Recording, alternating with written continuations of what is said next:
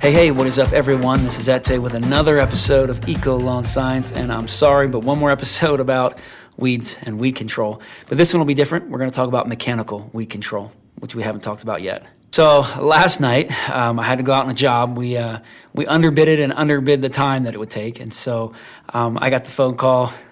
3 o'clock, I went out there, and it was bad. It was a 10-acre field of dyer's woad and thistle. These weeds had already seeded, and some of the thistle were 5-6 feet tall. The dyer's woad they've already done their life cycle, and the homeowner wanted them out of the picture. So what do, right? If you followed my earlier videos, you'll know that when you spray a weed that's already seeded, for the most part, that's not very effective because the weeds are seeded, they're there. So you can't kill those seeds. So what's going to happen? They're going to drop into the soil, and there's next year's crop.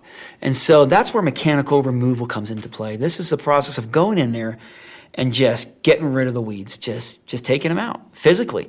There's a lot of different ways to do it. There's machetes, there's ground clearers, sometimes lawnmowers, there's weed whackers with metal blades. But the idea is you want to get the seed head off. So look at this picture of a thistle, and you'll see the purple heads. Right? You see the purple? All those in there, those are little seeds. There's probably 1,000 seeds in there or more. These seeds can be viable in the soil. So if this thistle's already seeded, if I were to spray it, it's not going to die. The plant may die, but those seeds, you can't kill them. So they're going to fall right there. Each plant can hold up to 10,000 seeds, and each of those seeds can be viable for 10 to 20 years. Every plant's a little different. So that means they could lay in that soil for 20 years. So today's 2020. It could be 2040, and they decide, today's a good day, I'm going to germinate. And that's the problem. So you've got to get those seed heads out. So what you want to do, especially we'll start with this thistle plant, is you want to cut the head off. Now, it's brutal, right? This plant, it's sharp, it's pointy. When you go in to cut, you can't grab the thistle plant because it's got all these sharp, jagged things that just cut you up. So it's a process. What I like to do, I haven't found a really great way to do this, but just bring a big trash bag. I have one guy hold the trash bag open, a big black construction bag, like a Home Depot bag, the thick ones.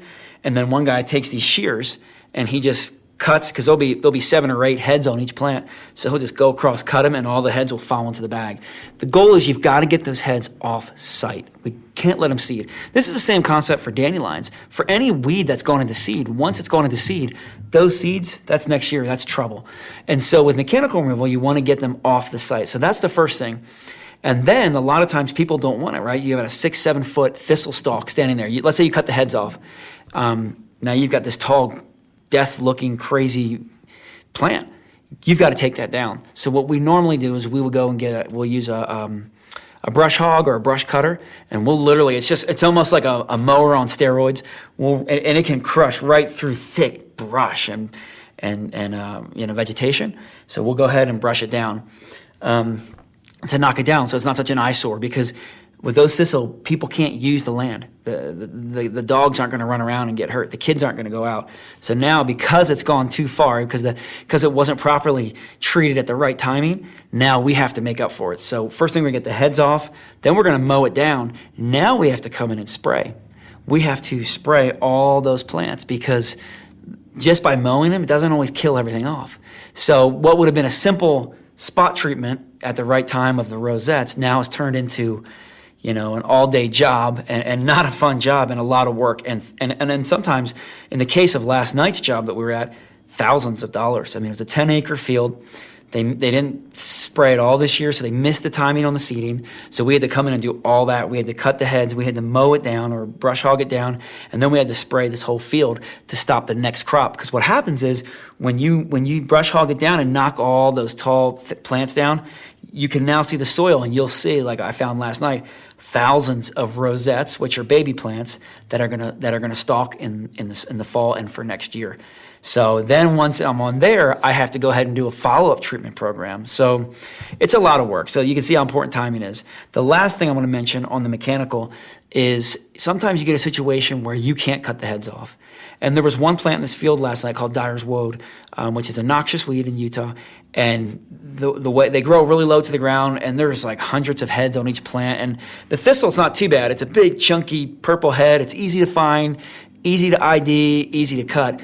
With these dyers, well, they were little, and there's no way. I mean, you could try to rice knife it or clip them, but it probably would have took a crew of 4 2 weeks to cut all the heads. So in this situation, I just told them, look, we missed the boat. It's just not going to happen. So what we did is we mowed it all down, we brush hogged it down. We sprayed it with a post-emergent, a selective, because we wanted to make sure we preserve their field. And then we used a pre-emergent. We took a pre-emergent, which is going to stop weeds from coming up.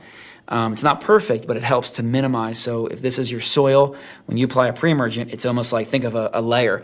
And when that weed tries to germinate, it can kind of pre-emerge, but they're helpful, but they're not all, doesn't mean you won't have any weeds. And so in this case, anywhere that we had big patches of infestations, we went ahead and treated them with both a post-emergent to kill anything living and a pre-emergent to kill anything that may come up. So anyway, I hope that's helpful.